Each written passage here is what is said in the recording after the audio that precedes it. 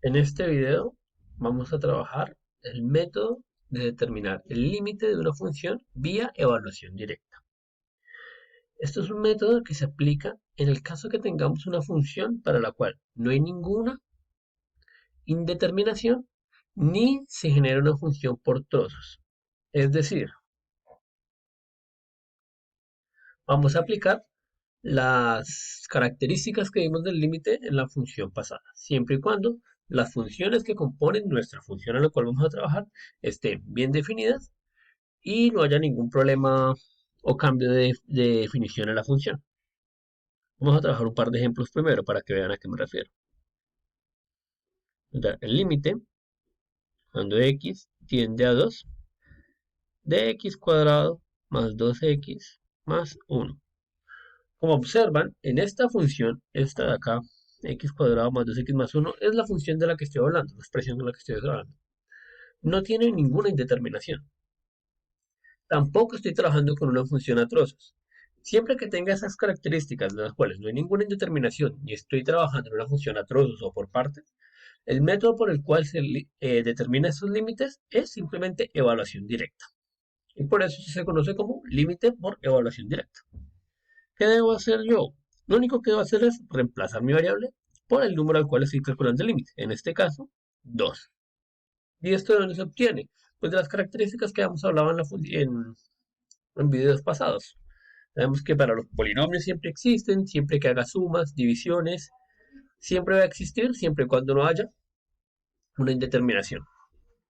Entonces, esto de acá va a ser igual al límite cuando x tiende a 2 de 2 al cuadrado más 2 por 2 más 1. En este caso, 2 al cuadrado es 4, más 2 por 2 que es 4, tenemos 8 más 1, 9. De esta forma, trabajo estos límites por evaluación. Vamos a trabajar otro ejemplo.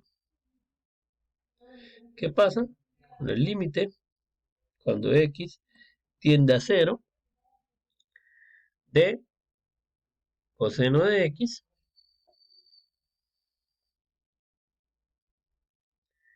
sobre raíz de x más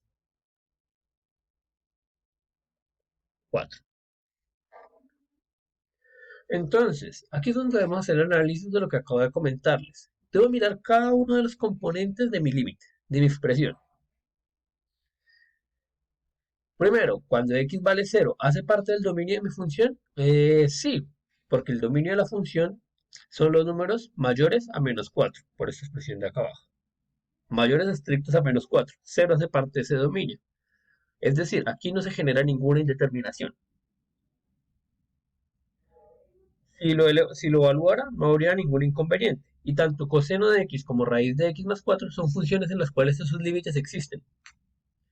Entonces, como acá no tengo ninguna indeterminación y estoy trabajando con ninguna función por trozos, lo que debo hacer es, o por partes, es evaluar directamente. Entonces, es igual al límite cuando x tiende a 0 de coseno de 0 sobre 0 más 4.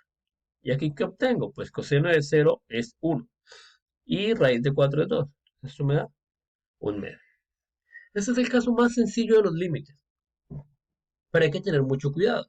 Simplemente debo mirar si mi expresión tiene o no tiene sentido en donde la estoy trabajando. Es decir, rectificar que en las funciones que la compongan el elemento esté dentro del dominio y no genere ninguna indeterminación ni ningún cambio de función. Para trabajar con funciones por partes vamos a trabajar otro tipo de herramientas.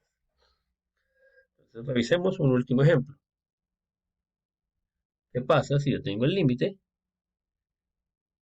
cuando x tiende a 1 de x menos 1 sobre x cuadrado menos 1? ¿Qué pasa en este caso?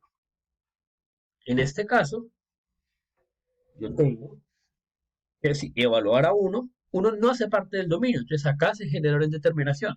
Como en este caso genera una indeterminación, acá no puedo aplicar el método. No aplica el método. No aplica el método. Por otro lado, pues 1 no pertenece al dominio de función. Y ese método solo aplica cuando no genera indeterminaciones.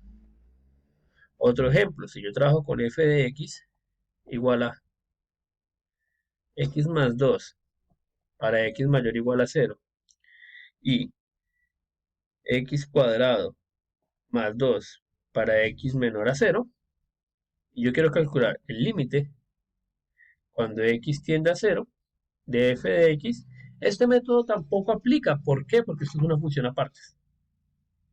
Entonces, para esta expresión y para esta expresión no sirve el método. Para eso deberíamos mirar otra herramienta.